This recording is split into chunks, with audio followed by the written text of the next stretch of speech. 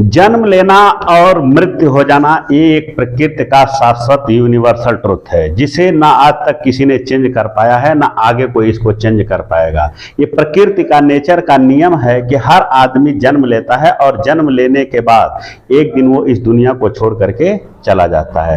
ठीक, जब कोई व्यक्ति का जन्म होता है तो ढोल नगारे के साथ हम उसका स्वागत करते हैं, लेकिन वही व्यक्ति जब धीरे धीरे बड़ा होता है, किशोरावस्था में जाता है, युवावस्था में जाता है और अपने बुढ़ापे को जब प्राप्त करता है तो हमारे मन में पहले जब बच्चा रहता है तो इस बात की खुशी रहती है कि आया हमारे पास, अभी ये रहेगा, अभी तो बहुत दिन रहना।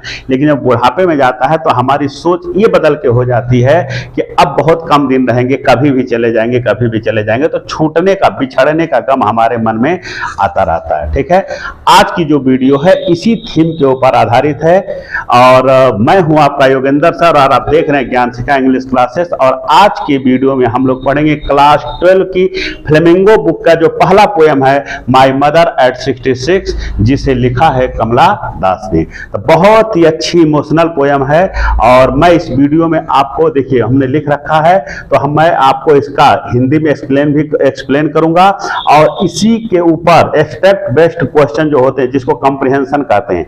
आपके एग्जाम में एक क्वेश्चन ये आता है कि आपको पोयम की लाइन दी रहेगी, उससे रिलेटेड आपको क्वेश्चन आएंगे और उस क्वेश्चन का आंसर इसको पढ़ करके देना रहेगा। तो इस वीडियो को अगर आप देखते हैं तो आपको दो फायदे होंगे, ये कि आपका ये पोयम भी आप साथ में पढ़ लेंगे और साथ में इसका स्टैंजा भी आप कर लेंगे। कम समय में ज्यादा से ज्यादा काम हम लोग कर लेंगे। ठीक है, तो अगर आपको वीडियो पसंद आएगी तो आप ज्यादा से ज्यादा लाइक करिएगा, ज्यादा से ज्यादा आप कमेंट करिएगा और पढ़ने के बाद अपने दोस्तों, साथियों, मित्रों का भी आप सहयोग करिएगा और इस वीडियो को आप आगे भी शेयर करिएगा। तो चलिए हम लोग से शुरू करते हैं।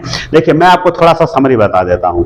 जो पोएट हैं वो लेडीज, महिला हैं, इनका नाम कमला दास है। ठीक है, तो ये पोएट नहीं, पोएटेस हैं। ठीक, दूसरा चीज कि ये कोचीन में रह करके पढ़ाई करती थी। कमला दास कोचीन में रह करके पढ़ाई करती थी। तो ये जब सारी पढ़ाई इन्होंने अपने वही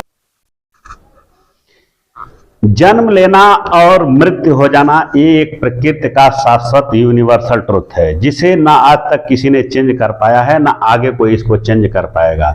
ये प्रकृति का नेचर का नियम है कि हर आदमी जन्म लेता है और जन्म लेने के बाद एक दिन वो इस दुनिया को छोड़ करके चला जाता है। ठीक, जब कोई व्यक्ति का जन्म होता है तो ढोल नगारे के साथ हम उसका स्वागत करते हैं, लेकिन वही व्यक्ति जब धीरे धीरे बड़ा होता है, किशोरावस्था में जाता है, युवावस्था में जाता है और अपने बुढ़ापे को जब प्राप्त करता है तो हमारे मन में पहले जब बच्चा रहता है तो इस बात की खुशी रहती है कि आया हमारे पास, अभी ये रहेगा, अभी तो बहुत दिन रहना। लेकिन जब बुढ़ापे में जाता है तो हमारी सोच ये बदल के हो जाती है कि अब बहुत कम दिन रहेंगे, कभी भी चले जाएंगे, कभी भी चले जाएंगे। तो छूटने का, बिछड़ने का गम हमारे मन में आता रहता है। ठीक है, आज की जो वीडियो है इसी थीम के ऊपर आधारित है और मैं हूं आपका योगेंद्र सर और आप देख रहे हैं ज्ञान शिखा इंग्लिश क्लासेस। और आज की वीडियो में हम लोग पढ़ेंगे क्लास 12 की फ्लेमिंगो बुक का जो पहला पोयम है माय मदर एट 66, जिसे लिखा है कमला दास ने। तो बहुत ही अच्छी इमोशनल पोयम है और मैं इस वीडियो में आपको, देखिए हमने लिख रखा है तो मैं आपको इसका हिंदी में एक्सप्लेन करूंगा और इसी के ऊपर एक्सपेक्ट बेस्ड क्वेश्चन जो होते हैं, जिसको कंप्रिहेंशन कहते हैं। आपके एग्जाम में एक क्वेश्चन ये आता है कि आपको पोयम की लाइन दी रहेगी, उससे रिलेटेड आपको क्वेश्चन आएंगे और उस क्वेश्चन का आंसर इसको पढ़ करके देना रहेगा। तो इस वीडियो को अगर आप देखते हैं तो आपको दो फायदे होंगे, ये कि आपका ये पोयम भी आप साथ में पढ़ लेंगे और साथ में इसका स्टैंजा भी आप कर लेंगे। कम समय में ज्यादा से ज्यादा काम हम लोग कर लेंगे। ठीक है, तो अगर आपको वीडियो पसंद आएगी तो आप ज्यादा से ज्यादा लाइक करिएगा, ज्यादा से ज्यादा आप कमेंट करिएगा और पढ़ने के बाद अपने दोस्तों, साथियों, मित्रों का भी आप सहयोग करिएगा और इस वीडियो को आप आगे भी शेयर करिएगा। तो चलिए हम लोग से शुरू करते हैं। देखिए मैं आपको थोड़ा सा समरी बता देता हूं।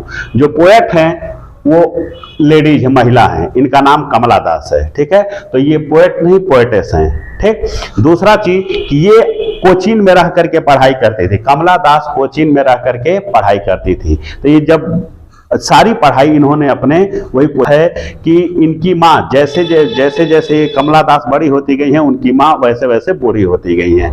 तो एक बार कमला दास अपने घर से कोचीन को जा रही थी और उनको फ्लाइट पकड़नी थी। फ्लाइट का मतलब प्लेन पकड़ना था, ठीक है। तो उनको फ्लाइट पकड़ना था, फ्लाइट पकड़ने के लिए जा रही थी। और जैसे होता ना कि हम लोग जब घर से कहीं या हमारे घर का लड़का कमाने के लिए कहीं जाता है, बॉम्बे, आगरा, दिल्ली कहीं भी जाता है, तो पूरे घर वाले उसको पहुंचाने के लिए, उसको छोड़ने के लिए, सियाफ करने के लिए जाते हैं। जितना दूर लोग जा सकते हैं, तो थोड़े 100 मीटर 200 मीटर। और जब तक वो आदमी ट्रेन पे, बस पे, जब तक वो बैठ नहीं जाता है, तब तक लोग उसके साथ चलते रहते हैं। ये उन लोगों का स्नेह होता है, प्रेम होता है, अफेक्शन होता है, जिसके कारण ऐसा करते हैं। तो उसी तरह से जब पोएटेस जा रही थी तो उस कार में उसकी माँ भी बैठी हुई थी, उस कार में उसकी माँ भी बैठी हुई थी। उस समय उसकी माँ बहुत बूढ़ी हो गई थी और बहुत ज्यादा बूढ़ी हो गई थी। उनका जो चेहरा था, जैसे युवावस्था में हर आदमी सुंदर लगता है, उसके जो अंग होते हैं वो टाइट होते हैं, मजबूत होते हैं, लेकिन वही आदमी जब बुढ़ापे में जाता है तो उसके अंग धीरे धीरे कमजोर होने लगते हैं। तो वही चीज इनके माँ के साथ था। इनकी एज ज्यादा थी, शारीरिक रूप से कमजोर हो गई थी, और जब वो कार में जा रही थी तो कार में वो सो रही थी। अक्सर आप ट्रेन में कभी ट्रेवल करेंगे तो आप देखेंगे कि आपको नींद आती होगी। अगर आप केयर करिएगा तो आपको नींद आती होगी। अब बूढ़े लोग को ज्यादा नींद आती है। अब बूढ़े लोग जो होते हैं, वो जब हम लोग सोते हैं तो हम लोग अपना मुंह बंद करके सोते हैं, लेकिन बूढ़े लोगों को अगर आप अपने अगल बगल दादा दादी को देखेंगे तो सोते हैं तो उनका मुंह हल्का सा ओपन रहता है। तो इनकी माँ जो है वो रास्ते में सोने लगती है, उनका मुंह हल्का सा ओपन रहता है, ठीक है। तो जब पोएट की नजर अपने माँ पर पड़ती है, बगल में बैठी अपनी माँ पर पड़ती है, तो पोएट को बहुत दुख होता है, ठीक। अब आता है कि दुख क्यों होता है? दुख इस बात का होता है कि अब उनकी माँ की उम्र इतनी ज्यादा हो गई है कि वो कभी भी इनको छोड़ करके जा सकती हैं। तो वही ख्याल इनके मन में आ जाता है कि मेरी माँ दिन प्रतिदिन मृत्यु की तरफ अग्रसर है। तो इनको दुख होता है। दुख होता है तो ये अपने दुख को डाइवर्ट करने के लिए, अपना ध्यान वहां से हटाने के लिए पोएट जो है अपने गाड़ी में बैठी है, तो वो शीशे से दूसरे साइड में मतलब गाड़ी से बाहर देखना शुरू करती है, ठीक। इसलिए कि उनका ये जो दुख भरा जो क्षण है ये उनको याद ना आए, ठीक है। तो जैसे ही बाहर देखती हैं तो बाहर सब पेड़ इनको दिखाई पड़ते हैं, और सारे पेड़ दौड़ रहे थे। तो पेड़ तो कभी दौड़ता नहीं है, पेड़ दौड़ता नहीं, लेकिन वो कह रहे हैं कि पेड़ दौड़े। तो दौड़ने का मतलब क्या? दौड़ने का मतलब ये हुआ कि जब कोई गाड़ी आगे जाएगी तो जो रास्ते में पेड़ है वो इस तरफ से, मतलब गाड़ी चलते, पेड़ तो अपने ही जगह पर है, तो ऐसा लगता है कि पेड़ इधर जा रहे हैं और गाड़ी इधर जा रही है, ठीक। ऐसा होता है, ठीक। तो और ये देखते पेड़ों को, फिर ये पोएट देखती है कि कुछ बच्चे हैं जो अपने घर के बाहर खेल रहे हैं, जो अपने घर के बाहर खेलें। तो ये देख करके वो अपना ध्यान वहां से हटाती है। फिर ये लोग पहुंचते हैं एयरपोर्ट पे। एयरपोर्ट पे पहुंचते हैं तो वहां जो फॉर्मेलिटीज होती है, जो सिक्योरिटी चेकिंग होती है, सारी चेकिंग वगैरह हो जाती है। तो इनकी माँ कुछ दूरी पर खड़ी थी। तो जो पोएटेस है इतनी दुखी थी, वो केवल इतना ही बोलती है कि सी यू अम्मा अगेन, कि माँ फिर दोबारा हम लोग मिलेंगे। और माँ और कमला दास जो पोएटेस है, इतना कह करके वो केवल मुस्कुरा रही हैं। यही आपका पोएम समाप्त हो जाता है, ठीक है। तो ये तो हमने आपको समरी बता दिया, ठीक। ये समरी बता दिया कि ये पोएम का समरी है, ठीक। अब लाइन देखिए मेरे साथ आप लोग पढ़ते रहिए। बुक आप ना हो तो सामने रख लीजिए या इसी में देखिए। ड्राइविंग फ्रॉम द, राइटिंग पे मत जाइएगा, जो भी है, मतलब जो भी दिक्कत होगा थोड़ा बहुत आप एडजस्ट करिएगा। चलिए देखिए, driving from the parents home to Cochin, drive करके जाते हुए, फ्रॉम द पेरेंट्स होम, अपने माँ बाप के घर से। तो माँ बाप का घर अपना ही घर होता है, माँ बाप का घर अपना ही घर होता है। तो कहने का मतलब ये हुआ कि अपने माँ बाप के घर से ड्राइव करते हुए, अर्थात अपने घर से ड्राइव करते हुए, कहां के लिए? टू कोचीन के लिए। लास्ट फ्राइडे, पिछले फ्राइडे को, मॉर्निंग माने सुबह, मतलब अब ऐसे समझिए कि पिछले शुक्रवार की सुबह को जब मैं अपने घर से ड्राइव करते हुए कोचीन जा रही थी, इसका सेंस हुआ, ठीक। आई माने मैंने, तब आयशा मैंने देखा, माई मदर अपनी माँ को, तब मैंने अपनी माँ को देखा, बिसाइड मी, बिसाइड मतलब पास में, बगल में, मी माने मेरे, कि मैंने देखा मेरी माँ मेरे पास में, मेरे बगल में बैठी हुई है। और डोज का मतलब होता है सोना, ऊँघना। आदमी सोते सोते ऐसे ऊँघता है ना, तो इसको डोज कहते हैं, ठीक है। तो डोज मतलब कि मैंने अपनी माँ को देखा, मेरी माँ डोज कर रही थी, मतलब सो रही थी। ओपन माउथ, ओपन मतलब खुला हुआ, माउथ माने मुंह, लेकिन उनका जो मुंह था वो हल्का सा खुला हुआ था। मैंने देखा कि मेरी माँ मेरे बगल में बैठे बैठे सो रही है, लेकिन उसका मुंह हल्का सा खुला हुआ है। Her face ashen like that of a corpse. Her face, उस समय मैंने देखा कि मेरी माँ का जो फेस था, चेहरा, वो एसन, एसन का मतलब होता है अस्थि। जब बॉडी जलाने के बाद जो राख बचती है उसी को हम लोग अस्थि कहते हैं। तो उनका जो फेस था वो एसन, अस्थि के समान था। लाइक माने जैसे, that of A corps, corps का मतलब हो गया लाश, कि मेरी माँ का जो चेहरा था वो किसी लाश के अस्थि के समान लग रहा था। मतलब मेरी माँ के चेहरे पर कोई भी चमक नहीं थी, उनका चेहरा धुंधला पड़ गया था। जैसे लाश, जो मरी हुई लाश है उसका चेहरा धुंधला पड़ जाता है, जिंदा आदमी खूबसूरत लगता है, ठीक, उसके चेहरे पे चमक होती है, लेकिन जैसे ही आदमी मरता है उसके चेहरे पे धुंधलाहट छा जाती है, उसके जो रौनक होती है उस चेहरे की वो गायब हो जाती है। तो वही कह रहा है कि मेरी माँ तो उस समय जिंदा थी, लेकिन उसका जो दिखने में लग रहा था कि उसका जो फेस है वो एक लाश के राख के समान ब्लैक हो गया है, ठीक। एंड रियलाइज, जब मैंने देखा तो रियलाइज्ड, मैंने महसूस किया। रियलाइज मतलब महसूस करना, मैंने महसूस किया, ठीक। विथ पेन, जब महसूस किया तो विथ पेन, कष्ट के साथ महसूस किया। अर्थात मैंने महसूस किया तो क्या चीज महसूस किया, जब महसूस किया तो कष्ट के साथ, मतलब मुझे बहुत कष्ट हुआ। अभी बता रहा हूं क्या उसने महसूस किया। मैंने कष्ट के साथ महसूस किया दैट, की she was as old as she looked, कि वो उतनी ही बूढ़ी थी जितनी कि वो दिख रही थी। तो दुख किस बात का था, उतनी ही बूढ़ी थी जितनी दिख रही थी। तो दुख किस बात का, दुख इस बात का था कि उनकी मां बहुत बूढ़ी हो गई थी और मृत्यु के तरफ, मतलब बुढ़ापा के बाद अगला चरण क्या है, अगला स्टेप मृत्यु का ही होता है। तो ऐसा इनको लगा कि मेरी माँ की मृत्यु बहुत करीब है, मेरी माँ बहुत बूढ़ी हो गई है, बहुत कमजोर है और उसकी मृत्यु बहुत पास आ गई है। और जब ये इन्होंने सोचा तब इनको कष्ट हुआ, ठीक है, तब इनको कष्ट हुआ। ये आपका पोयम का शुरुआती लाइन है, ठीक। अब इसी के साथ में देखिए, एक बार हमने आपको बता दिया, अब वीडियो को आप चाहें तो बैक करिए, इसको 2-3 बार देखिए, 2-3 बार देखेंगे आपको अच्छे से याद हो जाएगा। अब इससे रिलेटेड क्वेश्चन, ये आपको एग्जाम में इसी तरह से आएंगे, लाइन दिया रहेगा, नीचे क्वेश्चन रहेगा, ठीक है।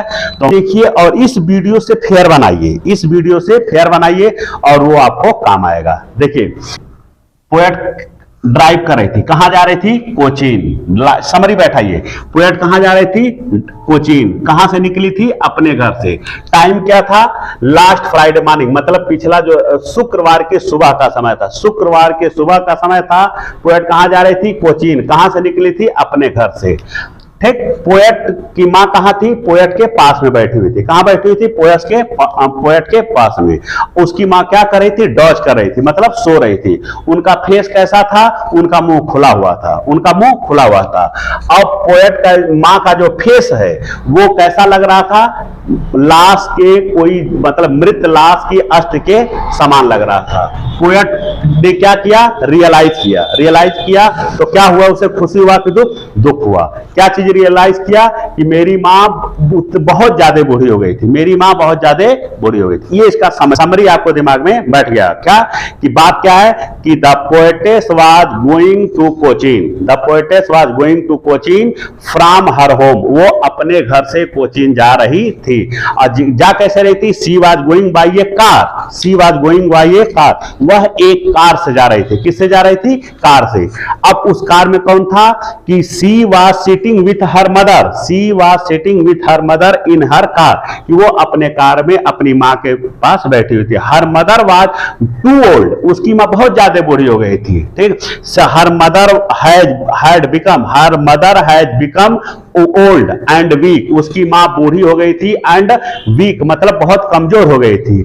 She was approaching to death, वो अपने मृत्यु की तरफ बढ़ती हुई चली जा रही थी, ठीक है। सीइंग हर मदर्स फेस या सीइंग हर मदर्स कंडीशन, अपने मां के कंडीशन को देखकर, अपने मां के फेस को देखकर के the poetess had become very sad, जो पोएटेस है वो बहुत दुखी होती है। She thought that her mother would get an end very soon, उसको ऐसा लगता है कि उसकी जो मदर है वो बहुत जल्द मृत्यु को प्राप्त हो जाएगी। तो so thinking thinking this that her mother was no more in this world she became very sad. वो ये सोच करके कि उसकी माँ इस दुनिया में ज्यादा दिन अब नहीं रहेगी, वो बहुत दुखी होती है। ये आपका हमने समरी बता दिया।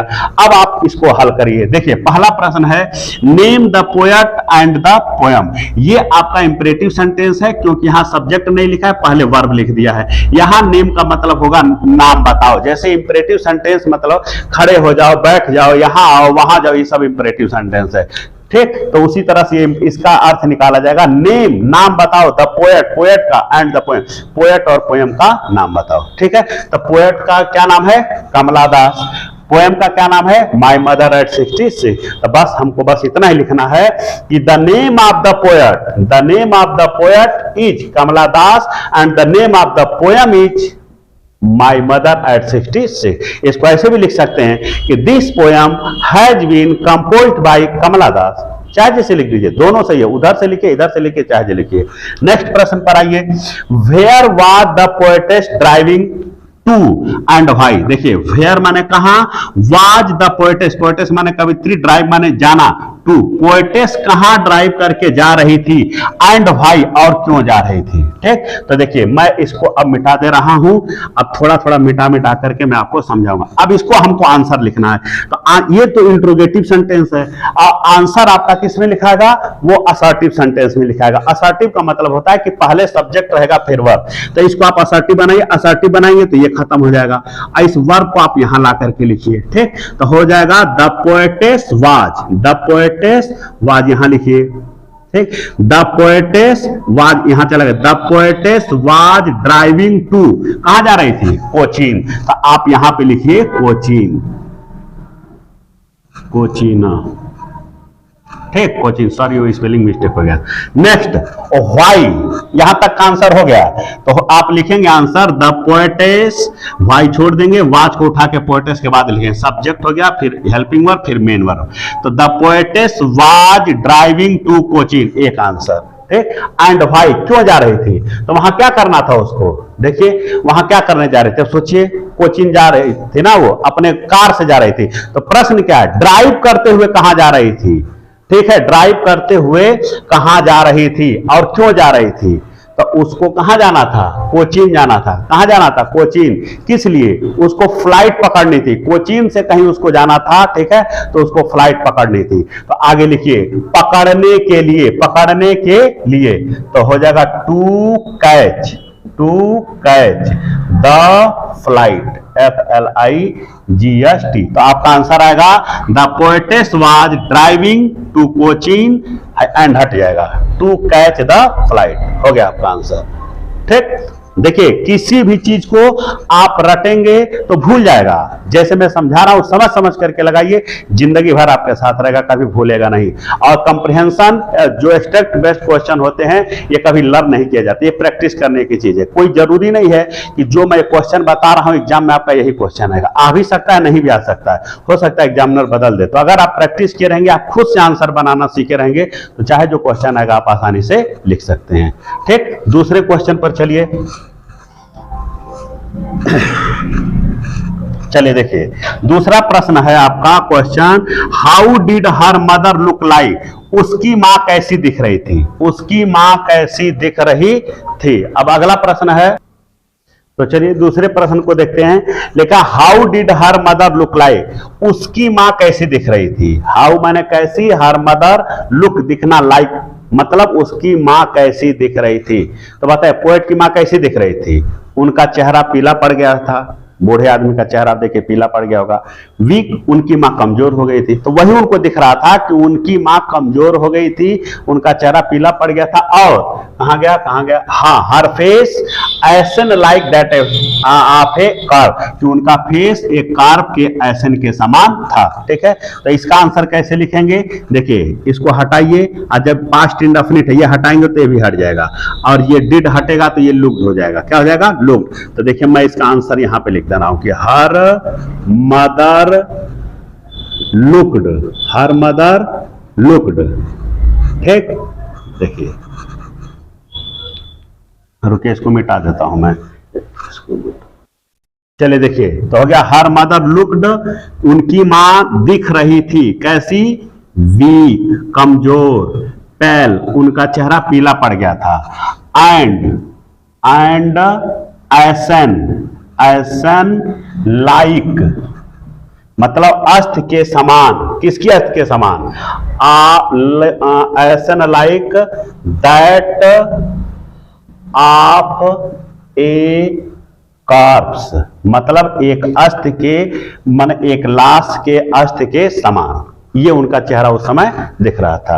अब अगले क्वेश्चन पर आ जाइए। अगला क्वेश्चन ये है कि why was her mother's face, दो बार फेस हो गया है, व्हाई माने क्यों, हर मदर्स फेस उनकी मां का फेस, लुक दिख रहा था लाइक के कार, उनकी मां का फेस लाश के समान क्यों दिख रहा था, तो क्यों दिख रहा था, क्योंकि उनकी मां बहुत जवान थी, क्या थी, जवान थी। अब आप सोच करके देखिए, अगर कोई जवान रहेगा तो उसका चेहरा लाश के समान दिखेगा, नहीं दिखेगा। इसका मतलब क्या हुआ कि वो बूढ़ी थी, क्या थी, बूढ़ी थी, तो उनका चेहरा लाश कार के समान इसलिए दिख रहा था क्योंकि वो बूढ़ी हो गई थी।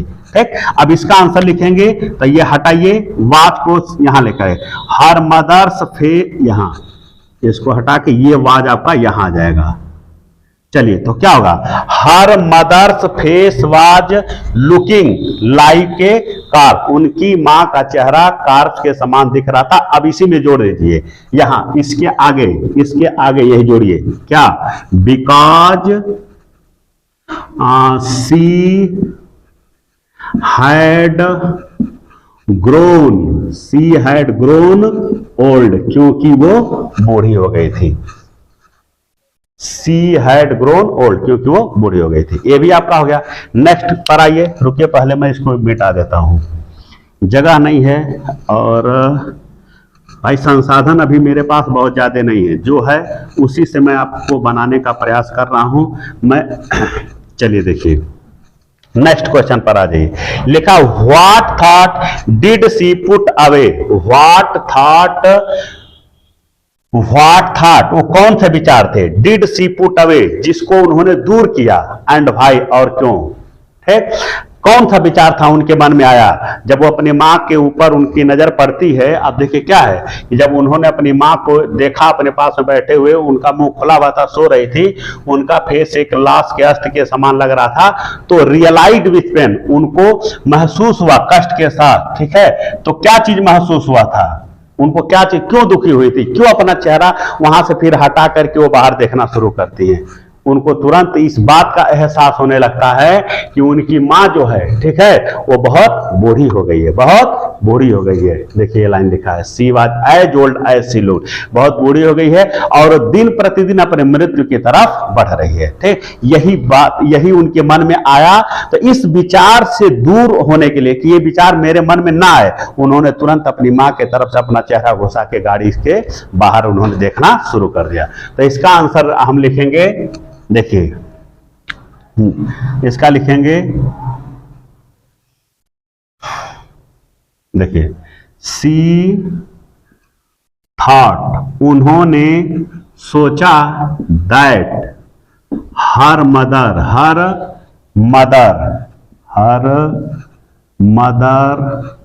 हैड ग्रोन ओल्ड, उन्होंने सोचा कि उनकी मां बूढ़ी हो गई है। ठीक, वो सी वाज, ठीक, approaching, she was approaching, APPROACHING, approaching to her death, वो अपनी मृत्यु की तरफ बढ़ रही हैं, डे बाई डे लिख दीजिए, या डे बाय डे लिखे या स्लोली भी लिख सकते हैं, वो भी सही हो गया आपका। हो गया कि सी थॉट दैट, उन्होंने सोचा कि उनकी मां बूढ़ी हो गई है और वो मृत्यु की तरफ जा रही है। इसी विचार को उन्होंने अपने से दूर किया था। तो सी पुट, नहीं, हाँ चलिए लिखिए, सी पुट दिस थॉट अवे, हो गया, उन्होंने इसी विचार को दूर किया था। नेक्स्ट प्रश्न पर आइए, क्वेश्चन पर आइए, विच पोएटिक डिवाइस, पहले मैं आपको इतना मिटा देता हूं, इसके बाद देखिए पोएटिक डिवाइस आपको समझा देता हूं।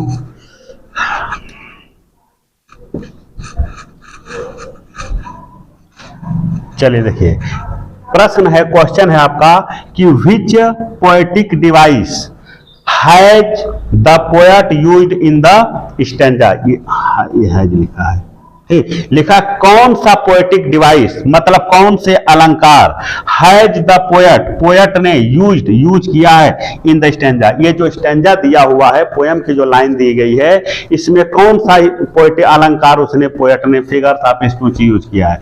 तो देखिए, पोएट ने अपने मां की फेस की तुलना, ठीक है, कैसे किया है, कार्ब्स के एसेंस से किया है, ठीक है।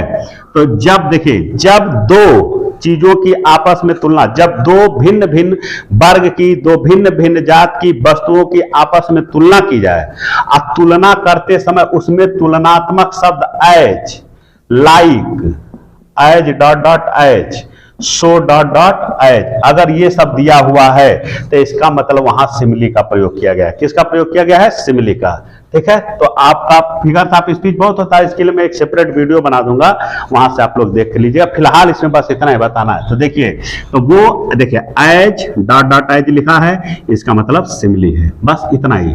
ये सिमिली की पहचान है, जहां दो भिन्न भिन्न जात के, भिन्न भिन्न जात की वस्तुओं में आपस में तुलना किया जाए और उसमें तुलनात्मक शब्द, ये शब्द अगर दिया है तो इसका मतलब वहां सिमिली, यही सिमिली की सबसे बड़ी पहचान है। यहाँ पे देखिए, यहाँ पे लाइक दिया है, ठीक है, इसका मतलब यहाँ सिमिली है। तो बस लिखेंगे the poet has used simile, the poet, मैं लिख दे रहा हूं, देखिए, the poet has used simile in the above stanza। ऊपर के स्टेंजा में पोएट ने सिमिले का यूज किया है, या ऐसे भी लिख सकते हैं, simile has been used by poet in the above stanza. ये हो गया आपका, इस तरह से आपका एक कंप्रिहेंशन पूरा हो गया। अगर इसी तरह से आप प्रत्येक कंप्रिहेंशन को समझ समझ के लगाएंगे तो आपको हमेशा के लिए तैयार हो जाएगा। तो इसको एक बार और आप देखिए और फिर आप लगाइए, खुद से लगाइए, उसके बाद आपको आने लगेगा। अब आइए नेक्स्ट स्टेंजा पे चलते हैं। देखिए, अब ये दूसरा स्टेंजा आपका, ये स्टेंजा है ये, और इसके नीचे आपकी लाइनें लिखी हुई हैं, ठीक है। देखिए आगे उसी का, put that thought away, put that thought away, put माने रखा, दैट माने उन, और थॉट माने विचार, अवे माने दूर। मैंने उन विचारों को दूर रखा या दूर किया। तो कौन सा विचार, इसके ऊपर वाली लाइन में लिखा था कि जब पोएट अपने माँ के साथ बैठी हुई है तो जब उसकी नजर उसके माँ के चेहरे पर पड़ती तो दुखी हो जाती है, उसको लगने लगता है कि मेरी माँ बहुत बुरी हो गई है और मृत्यु की तरफ अग्रसर है, ठीक है। तो वो कभी भी हमारा इनका साथ छोड़ सकता है। जब ये विचार उसके मन में आते हैं तो इन विचारों से मुक्ति पाने के लिए, पुट दैट थॉट, उन विचारों को मैंने दूर किया, एंड लुक्ड आउट, दूर करने के लिए क्या किया, लुक्ड, देखा, आउट, बाहर, एट यंग ट्री, मैंने बाहर छोटे छोटे पेड़ों को देखा। तो मैंने गाड़ी से, जो कार थी उसमें जो शीशे लगे थे, शीशे से बाहर मैंने देखा, और बाहर क्या दिखाई पड़ रहा था, छोटे छोटे पेड़ दिखाई पड़ रहे थे। और स्प्रिंटिंग, स्प्रिंट का मतलब दौड़ते, दौड़ते हुए पेड़ मुझे दिखाई पड़ रहे थे। नेक्स्ट आइए, और क्या देखा, द मेरी चिल्ड्रेन, मैंने मेरी चिल्ड्रेन, लड़कों को खेलते हुए, खुश बच्चों को, मेरी मैंने पर्सन को, खुश बच्चों को, तो बच्चा खुश कब होगा, जब वो खेलेगा तब, ठीक है। तो मेरी चिल्ड्रेन, मैंने बच्चों को, खुश बच्चों को स्पीलिंग, भागते हुए, ऑफ देयर होम, अपने घर से निकल करके भागते हुए देखा। मतलब कि जब मैंने बाहर देखा तो सारे बच्चे अपने घर के सामने, घर से निकल करके सामने दौड़ते हुए अपना इधर उधर भाग रहे थे और खेल रहे थे। पेड़ जो थे ऐसा लग रहा था जैसे पेड़ चल रहे हैं, ठीक है। ये आपकी लाइन हो गई, ठीक है। अब इससे रिलेटेड प्रश्न देखिए, what thought did the poet drive away, poet ने व्हाट थॉट, किस विचारों को दूर किया, फ्रॉम द माइंड, अपने दिमाग से कौन से विचार को पोएट ने दूर किया। अभी जो इसके ऊपर वाला स्टेंजा है उसमें सेम यही प्रश्न आया था, ठीक है। तो क्या उसने दूर किया था, उसने, उसके पोएट ने सोचा that her mother had grown old, कि उसकी मां बूढ़ी हो गई है और she was approaching to her death day by day या स्लोली, कि वो अपने मृत्यु की तरफ दिन प्रतिदिन बढ़ती चली जा रही है। इसी विचारों को, ठीक है, this thought was put away by the poet, कि पोएट के द्वारा इसी विचार को दूर किया गया था। इसी के ऊपर वाले स्टेंजा में सेम यही आंसर क्वेश्चन पूछा गया है, तो अब मैं नहीं लिखूंगा, आप वहीं से देख लीजिएगा, ठीक है। दूसरा प्रश्न है, what did the poet see, poet ने क्या देखा, when she looked out of the car, when माने जब, सी माने उसने, लुक्ड आउट देखा, कार, आउट माने बाहर, जब पोएट ने कार से बाहर देखा तो क्या उसको दिखाई पड़ा, तो दो चीज दिखाई पड़ा था, क्या, कि देखिए looked out at the young tree, छोटे छोटे पेड़ दिखाई जो स्प्रिंट कर रहे थे, और मेरी चिल्ड्रन दिखाई पड़ रहे जो अपने घर से बाहर निकल करके खेल रहे थे। तो बस इसका आंसर लिखेंगे, the poet looked, the poet looked the young, YOUNG, young sprinting tree, मतलब कि छोटे छोटे दौड़ते हुए पेड़ों को उसने देखा, एंड किसको देखा, बच्चों को, एंड द चिल्ड्रन, बच्चों को देखा, क्या कर रहे थे, खेल रहे थे, तो द चिल्ड्रन प्लेइंग, कहां खेल रहे थे, अपने घर के बाहर, आउटसाइड ऑफ देयर होम्स, माने उसने देखा कि बच्चे अपने घर के बाहर खेल रहे थे। बस ये आपका ये दूसरा आंसर हो गया, ठीक। तो आप इसको नोट करते रहिए, नोट करेंगे आपके लिए काम करेगा। अब मैं मिटा रहा हूं, देखिए नेक्स्ट। अब एक चीज बताइए कि डिड द पोएट, सॉरी रुकिए, हाँ पोएट नहीं लिखा है, चलिए देखिए, डिड द जॉयफुल सीन।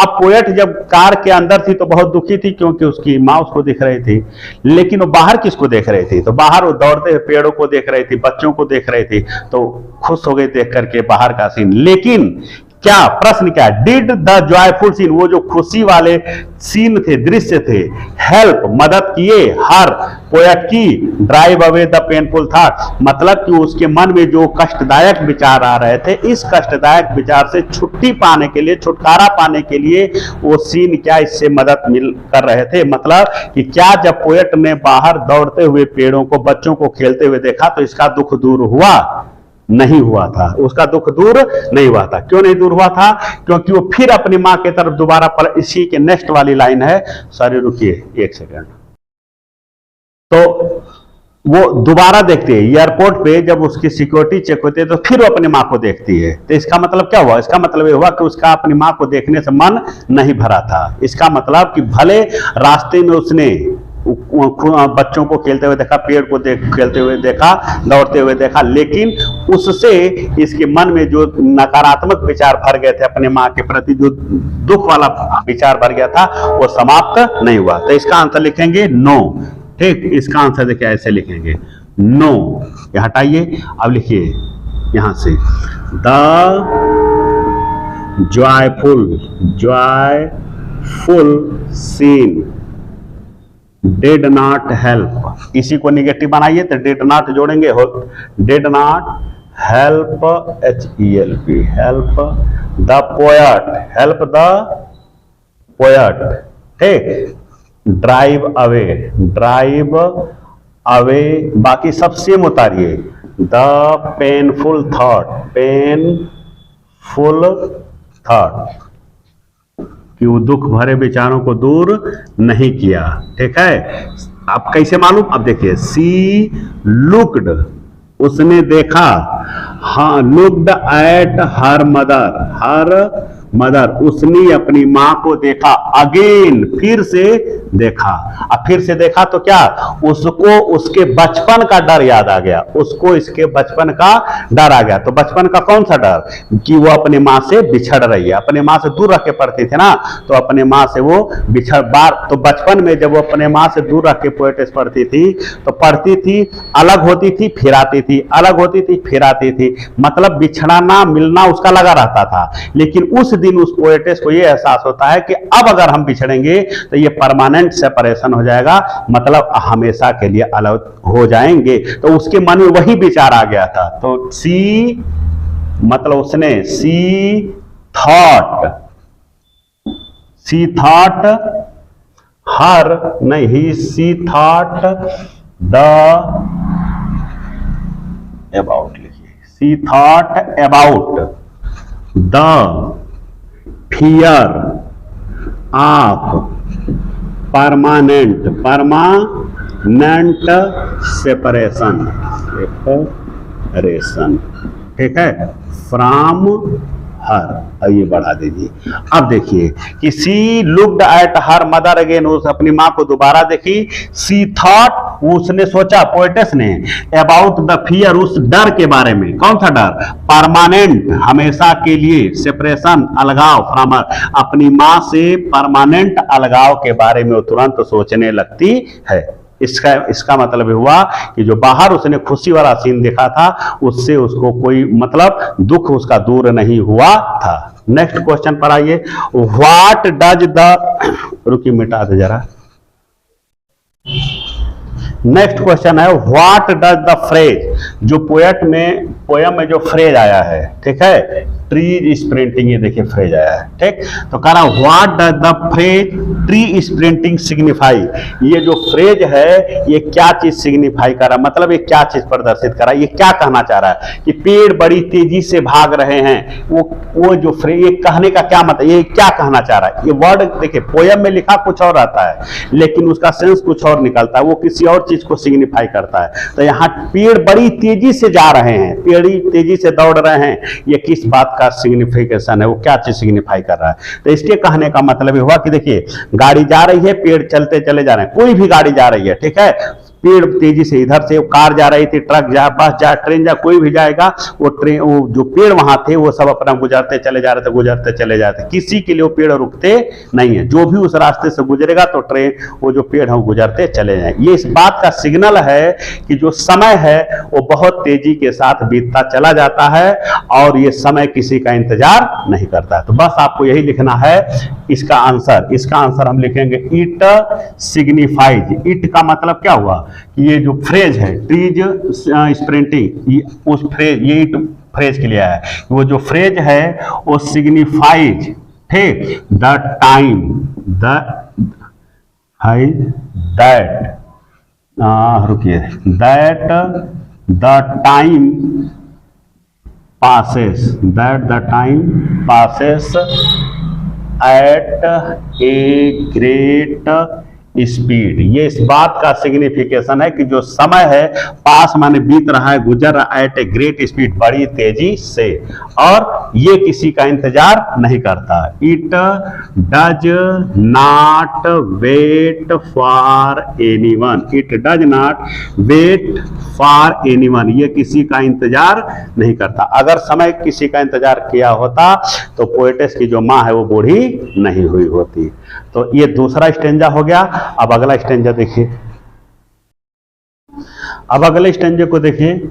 अगला स्टेंजा है and looked out at young trees, मैंने लुक्ड आउट, बाहर देखा। अब बाहर क्या देखा?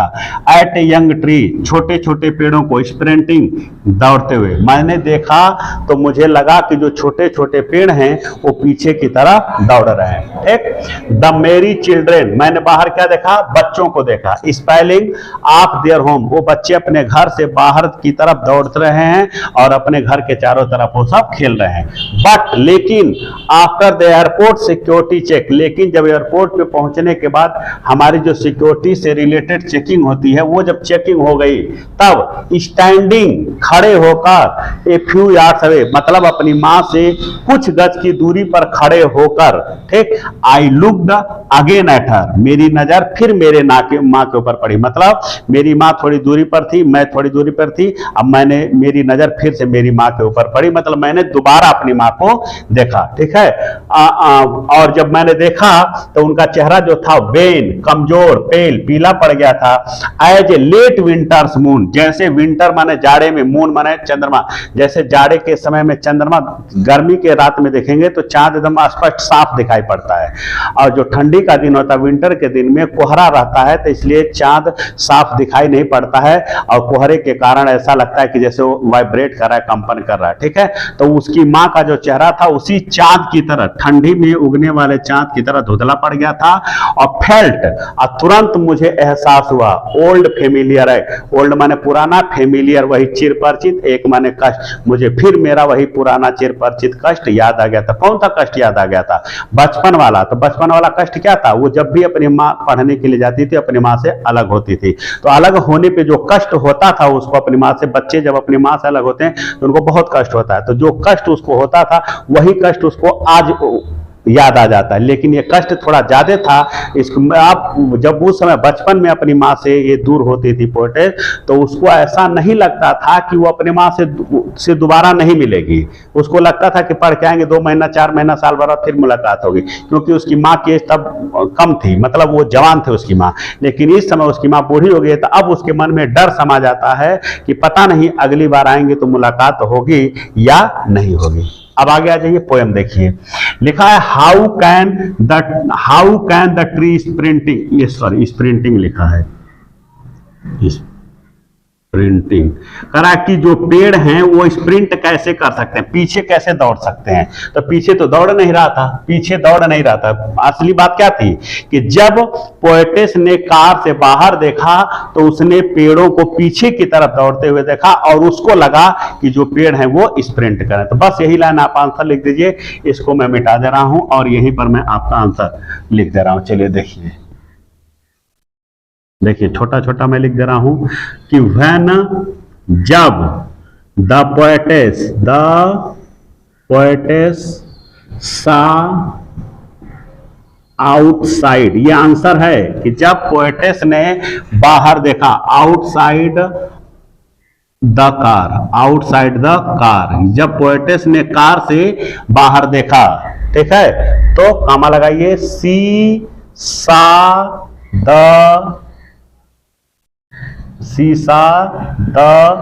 Trees moving back. जब उसने बाहर देखा तो क्या देखा कि जो पेड़ हैं वो मूव कर रहे हैं, बैक माने पीछे की तरफ मूव कर रहे हैं, ठीक। उसी को इसने समझ लिया कि स्प्रिंट कर रहे हैं। सी थॉट देम स्प्रिंट, उसको लगा कि जो पेड़ हैं वो स्प्रिंट कर रहे हैं, मतलब पीछे की तरफ भाग रहे हैं। ये इसका आंसर हो गया। अगला क्वेश्चन देखिए, why did the poet look at her mother again, इसको मैं मिटा दे रहा हूं, यही उसका आंसर लिखूंगा। Why did the poet look at her mother again, why माने क्यों, पोएट ने लुक माने देखा, एट हर मदर अपनी मां को, अगेन माने दोबारा, उसने अपनी मां को दोबारा क्यों देखा था, क्यों देख रही थी वो, क्योंकि उसके मन में डर था कि दोबारा मुलाकात होगी या नहीं होगी। ऐसा क्या आ गया, क्यों हो गया, क्योंकि उसकी माँ बहुत बूढ़ी हो गई थी और वो दिन प्रतिदिन अपनी मृत्यु की तरफ बढ़ रही थी। तो इसका आंसर होगा कि उसकी माँ बहुत बूढ़ी हो गई थी, वो अपनी मृत्यु की तरफ बढ़ रही थी या मृत्यु उसकी तरफ बढ़ रही थी, और वो उसके परमानेंट अलग होने के डर से भयभीत हो जा रही थी, ठीक है। तो चलिए इसका आंसर हम लिखेंगे कि सी, इसका answer she was very old, she मतलब हर मदर, तो यहां चाहे तो आप हर मदर लिख लीजिए, हर मदर ही लिख लीजिए, वो ज्यादा बेटर रहेगा। हर मदर वाज वेरी ओल्ड, उसकी मां बहुत बूढ़ी थी, ठीक है। सी वाज, यहां हर मदर लिख लीजिए। She was approaching to her death, वो अपने मृत्यु की तरफ बढ़ रही थी, अपने मृत्यु की तरफ बढ़ रही थी। अब इसी बात को उसका डर था पोएटेस को। द पोएटेस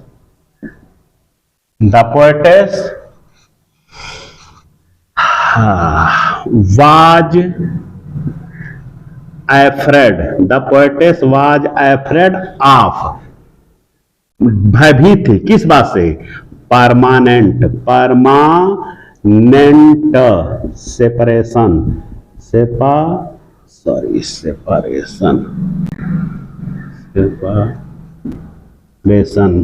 फ्रॉम हर, हो गया, ठीक। ये इसका क्वेश्चन नंबर 2 का आंसर है, इसका आंसर है why did the poet look her at mother again. चलिए हिंदी और आपको हम साथ बताते चल रहे हैं। वीडियो को अगर आप 1-2 बार लगातार देखेंगे तो आपको जरूर फायदा होगा। चलिए नेक्स्ट क्वेश्चन है, what did she observe. What माने क्या, सी माने उसने, ऑब्जर्व माने देखा। उसने अपनी माँ की तरफ दोबारा देखा, तो दोबारा देखा तो उसने क्या चीज ऑब्जर्व किया, उसको उसकी माँ में क्या दिखाई पड़ा, तो उसकी माँ में दिखाई पड़ा, देखिए, I looked again at her, अपनी माँ की तरफ मैंने दोबारा देखा। दोबारा देखा तो मेरी माँ वेन वीक हो गई थी, पेल, उनका चेहरा पीला पड़ गया था, और कैसी हो गई थी, लेट विंटर्स मून। बस यही आंसर हम लोग लिखेंगे, द मदर लुक्ड, दिख रही थी, वेन, ठीक। इसके बाद pale, PALE, pale, like a winter's, like a winter's moon. मतलब उसकी माँ कमजोर, उनका चेहरा पीला पड़ गया था जैसे कि कोई विंटर का मून हो। मतलब वो अपनी माँ की तुलना किससे कर रही है, विंटर मून से कर रही है, ठीक है। अब तुलना करने के लिए एज शब्द लगाया हुआ है, इसका मतलब यहाँ फिगर्स ऑफ स्पीच है, सिमिली। क्या है, सिमिली। देखिए अगला प्रश्न वही है, विच फिगर ऑफ स्पीच, कौन सा फिगर ऑफ स्पीच अलंकार है द पोएट यूज, पोएट ने यूज किया है इन दीज, इन लाइनों में पोएट ने कौन सा फिगर ऑफ स्पीच किया है, तो अपने माँ के फेस की तुलना वो विंटर मून से कर रहा है, और इसमें तुलना करने के लिए एज शब्द लगाया हुआ है। तो कोई भी, जहां भी दो भिन्न भिन्न कि व्यक्ति वस्तु की आपस में अगर तुलना किया जाए, और तुलना किया जाए दोनों भिन्न भिन्न होना चाहिए, और उसमें तुलना करने के लिए as, so dot dot as, as dot dot as, या लाइक, इस टाइप का तुलनात्मक वर्ड अगर दिया है तो इसका मतलब वो सिमिली है। तो यहां देखिए, यहां एज लिखा है, यहां सिमिली है, तो इसका आंसर हो जाएगा the poet has used, the poet has used simile in these lines. यही चीज एक बार आपको ऊपर भी आई है, वहां से भी आप देख सकते हैं, ठीक है। बहुत गर्मी में हम वीडियो बना रहे हैं, देखिए पूरा पसीना से भीगा हुआ है, तो अगर आप वीडियो को देखेंगे, शेयर करेंगे, तो हमारी जो मेहनत है वो सफल हो जाएगी। अगर आपका लेसन तैयार हो गया तो इसका मतलब हमारी मेहनत सफल हो गई। एक कंप्रिहेंशन और है, देखिए नेक्स्ट स्टेंजा है, माई चाइल्डहुड फियर। अब याद करिए, पोएट क्या करे कि मेरा बचपन का डर मुझे याद आ गया, इसके ऊपर वाली लाइन में है, ठीक, कि मुझे मेरे बचपन का डर याद आ गया। ये कहाँ की सीन है, वहां की सीन है कि जब एयरपोर्ट पे सिक्योरिटी चेक हो जाता है तो पोएटेस अपनी माँ से थोड़ी दूर पर खड़ी है, और वहां पर पोएटेस जब अपनी माँ को देखती है तो बहुत दुखी होती है, और तुरंत उसको उसके अपने बचपन का डर याद आ जाता है। तो बचपन का डर कौन सा था, अलग बिछड़ने का, लेकिन इस बार जो डर था वो परमानेंट बिछड़ने का डर था, ठीक है। तो उसको बचपन का डर याद आ जाता, बट लेकिन ऑल आई सेड, मैंने कुछ नहीं कहा सिवाय, but all I said was see you soon Amma, मतलब कि मैंने, मेरे मुंह से केवल इतना ही शब्द निकला, सी यू अम्मा, नहीं sorry, was see you soon Amma, कि अम्मा फिर मिलेंगे, बहुत जल्द मिलेंगे, बस इतना ही शब्द मेरे मुंह से निकला, इसके अलावा कोई शब्द और नहीं निकला।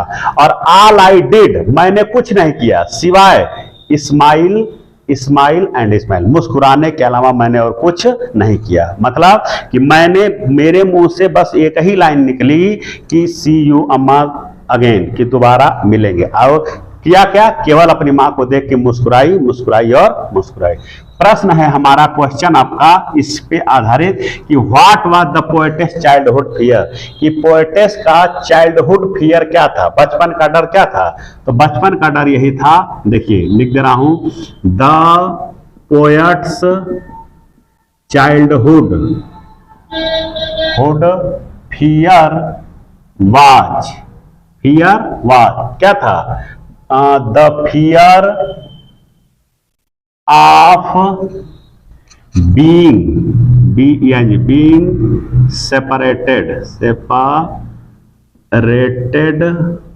फ्रॉम हर, ये उसके बचपन का डर था, अपनी मां से अलग होना, ठीक। दूसरा प्रश्न है, व्हाट,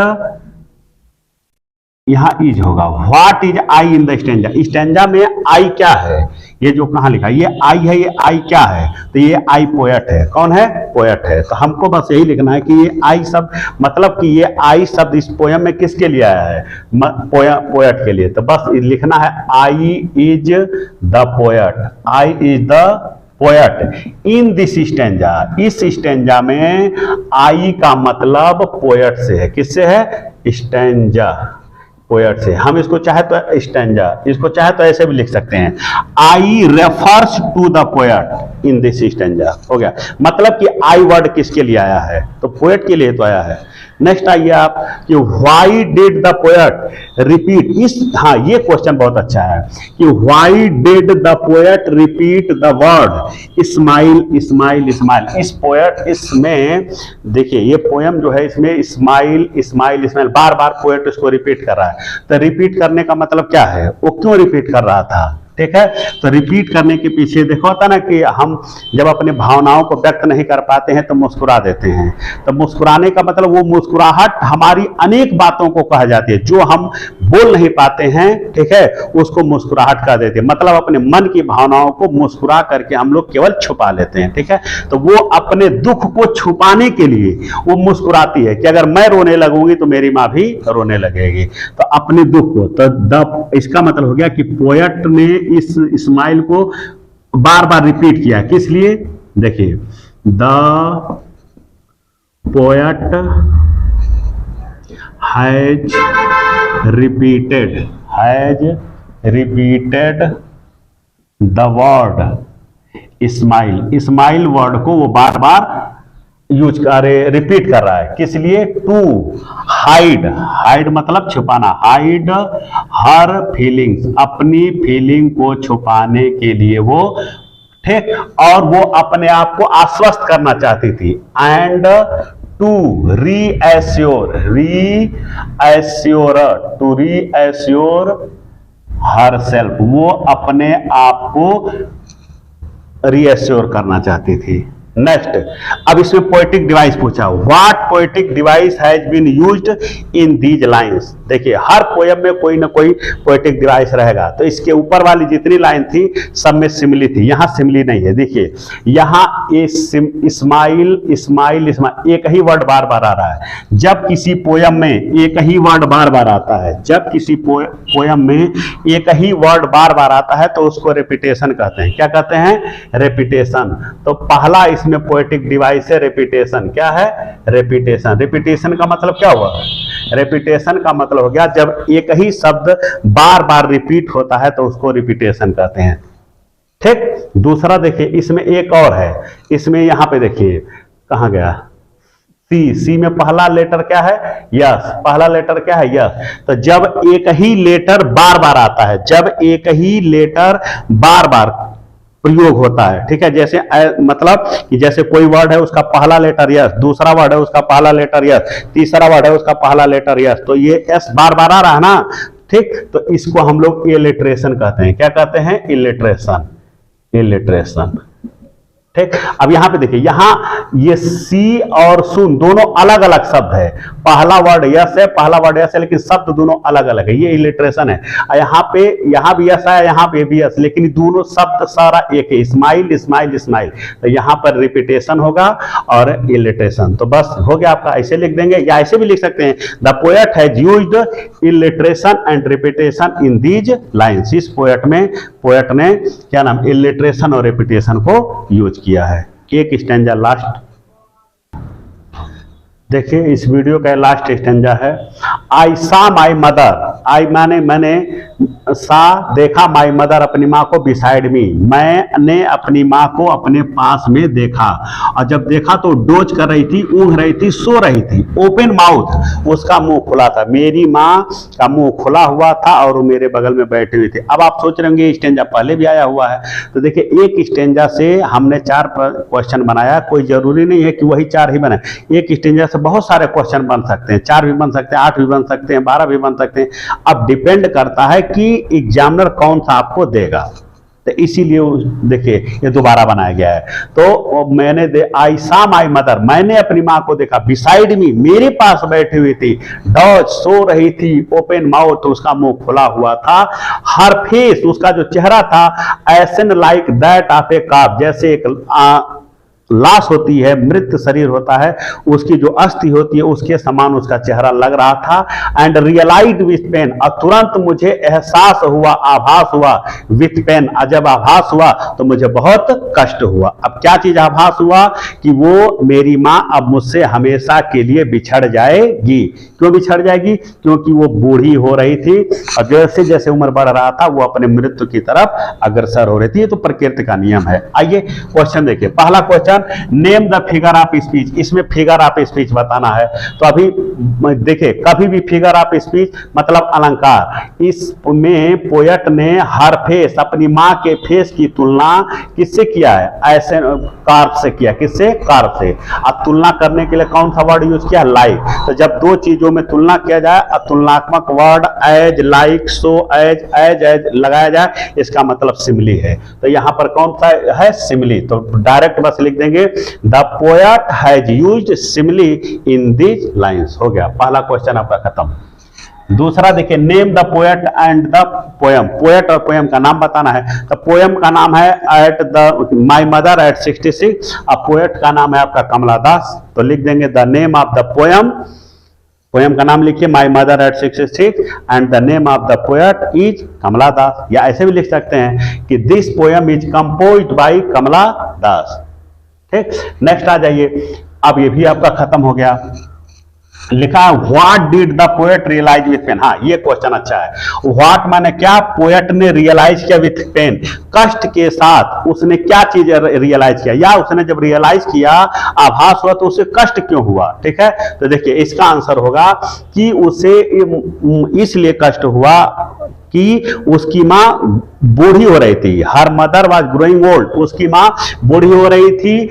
एंड वो इस बात से भयभीत थी पोएट कि उसका जो अब की सेपरेशन होगा वो हो सकता है परमानेंटली हो जाए, कि दोबारा पता नहीं अब मेरी मुलाकात होगी या नहीं होगी। तो इसका आंसर लिखेंगे, देखिए द, हटा देते हैं, poet realized that her mother was growing old। उसे आभास हुआ कि उसकी जो माँ है वो बूढ़ी हो रही है। और she was approaching, approach माने आगे बढ़ना, she was approaching to her death, to her death, to her death।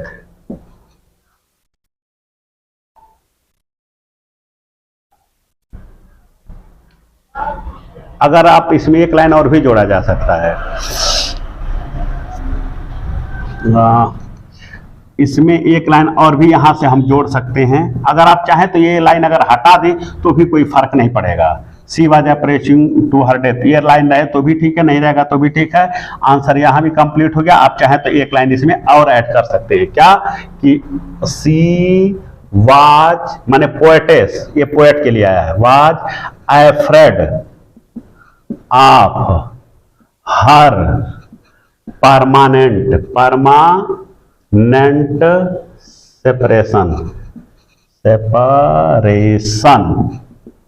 From her. ये आपका ये वाला आंसर अब पूरा हो गया। ठीक, the poet realize that her mother was growing old. Poet को एहसास हुआ कि उसकी माँ बूढ़ी हो रही है। She was approaching to her death, तो अपने मृत्यु की तरफ बढ़ रही है। और सी वाज अफ्रेड ऑफ, उसे भयभीत था, वो भयभीत थी, डर रही थी। आप हर परमानेंट सेपरेशन फ्रॉम हर, कि उसकी माँ से उसका परमानेंटली बिछड़ा हो जाएगा। ठीक, लास्ट क्वेश्चन देखिए।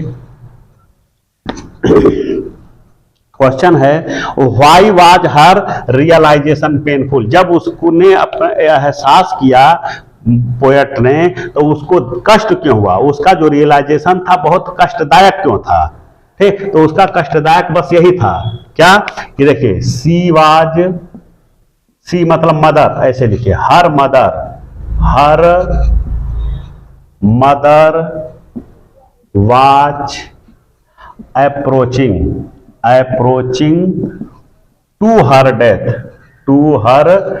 उसकी माँ अपने मृत्यु की तरफ बढ़ रही थी। अगर हमको पता चल जाए कि हमारा कोई भी सगा संबंधी है और मृत्यु की तरफ अग्रसर है तो जाहिर सी बात है हमको कष्ट होगा, और उस फैक्ट को हमको स्वीकार करने में बहुत कष्ट होगा। जिस दिन पता चलेगा कि ये एक्सपायर कर गए तो हमको स्वीकार करने में बहुत कष्ट होगा। तो उसी तरह से इट वाज हार्ड, बहुत कठिन था, फॉर हर, उसके लिए, पोएटेस के लिए, टू एक्सेप्ट इट, इस बात को स्वीकार करना। किस बात को? कि जिस माँ के साथ उसने अपना जीवन बिता दिया, जिस माँ ने उसको जन्म दिया, अब उसकी माँ उसको छोड़ करके जाने वाली है, इस बात को स्वीकार करना उस पोएट के लिए बहुत कठिन बात थी। तो ये आपका पहला पोएम का सारा कॉम्प्रिहेंशन हमने करा दिया। अब इस कॉम्प्रिहेंशन को बार बार आप प्रैक्टिस करिए, क्योंकि कॉम्प्रिहेंशन प्रैक्टिस वाली चीज है। उम्मीद करता हूं कि वीडियो आपको अच्छे लगे होंगे, आपके लिए बहुत लाभदायक होंगे। अगर ऐसा है तो आप इस वीडियो को लाइक करिए, कमेंट करिए और ज़्यादा से ज़्यादा शेयर करिए। फिर अगले वीडियो में मिलेंगे किसी अच्छे से टॉपिक के साथ। तब तक के लिए थैंक्स।